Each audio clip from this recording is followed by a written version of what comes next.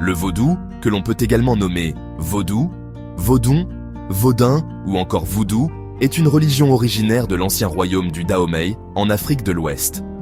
Cette religion se meurt pourtant en Afrique, tant elle est supplantée par les véloces et tenaces mouvements évangélistes depuis une quinzaine d'années. Le vaudou demeure tout de même au Bénin et au Togo. Le mot vaudou vient du mot vaudin, qui veut dire esprit en Afrique de l'Ouest. Dans mes écrits pour mes clients, j'emploie le terme vaudou le plus souvent. Mais lorsque je parle avec un frère haïtien, nous n'employons presque jamais ce terme. Nous l'appelons souvent le malin, le pavoun, et autres que je ne souhaite révéler. Pour d'autres encore, le vaudou provient d'un ancien idiome, le fon, et serait l'adaptation du mot Yoruba, qui signifie littéralement Dieu. Pour ma part, et pour des raisons bien trop longues à expliquer ici, mais qui sont implicitement liées à ce que j'ai pu apprendre lors de ma très longue initiation au secret du vaudou, je penche plus pour le fait que vaudou signifie esprit et non Dieu. Quoi qu'il en soit, le vaudou désigne donc l'ensemble des dieux, des forces invisibles dont nous, humains, tentons de s'approprier la puissance, la bienveillance et le pouvoir. Le vaudou est ainsi une affirmation d'un monde surnaturel, comme l'ensemble des procédures permettant d'entrer en relation avec celui-ci.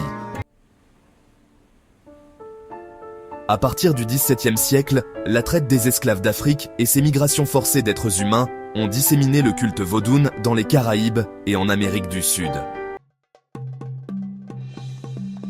Le vaudoun se retrouve donc sous certaines variantes et noms tant à Cuba, au Brésil, en Louisiane et Floride, USA, et bien sûr en Haïti. Pour suivre la route logique des esclaves, le vaudou a laissé également son empreinte en Afrique du Nord dans certains pays du Maghreb. Sa forme actuelle la plus connue dans cette partie du globe est le gnawa ou gnawa au Maroc et en Algérie comme en Tunisie, où il se mélange aux traditions et folklore religieux de l'univers arabo-musulman. Votre serviteur personnel, qui n'est autre que moi-même, myself, Bibi porte lui son intérêt sur le vaudou haïtien. Je n'ai pas été chercher bien loin, je ne l'ai pas forcément choisi, et pour ceux qui n'auraient pas suivi les épisodes préférents de cette soporifique saga Go There and There Again. Plaisanterie mise à part, le hasard qui n'existe pas fait bien les choses, et même si j'avais dû ne jamais vivre sur Haïti, mon caractère, mon esprit et mes aspirations m'auraient de toute manière conduit vers lui. Merci donc au destin et à Dame Providence de m'avoir fait gagner tant de temps. Les origines migratoires du vaudou haïtien. Pour bien comprendre le vaudou haïtien, il faut se pencher sur ces peuples esclaves qui l'ont amené en Haïti.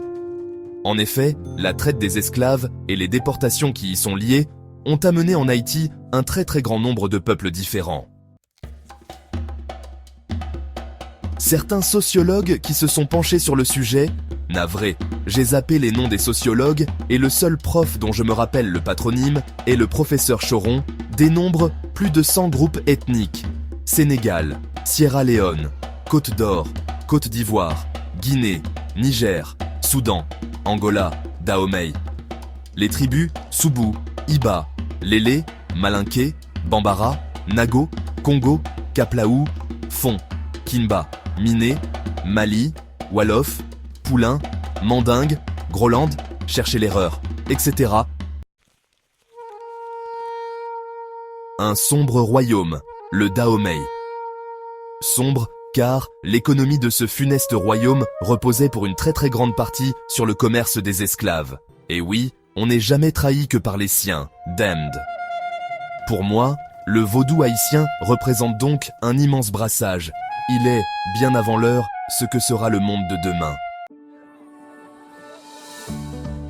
Un immense métissage où se perdent les origines pour ce qu'elles ont de plus guerrières, mais où persistent les cultures pour ce qu'elles ont de plus pacifistes. Ou pacifique, mince, j'hésite toujours entre ces deux mots. Comme quoi, c'est plus facile de faire la guerre. Le vaudou est âgé de plus de 6000 ans et demeure toujours méconnu.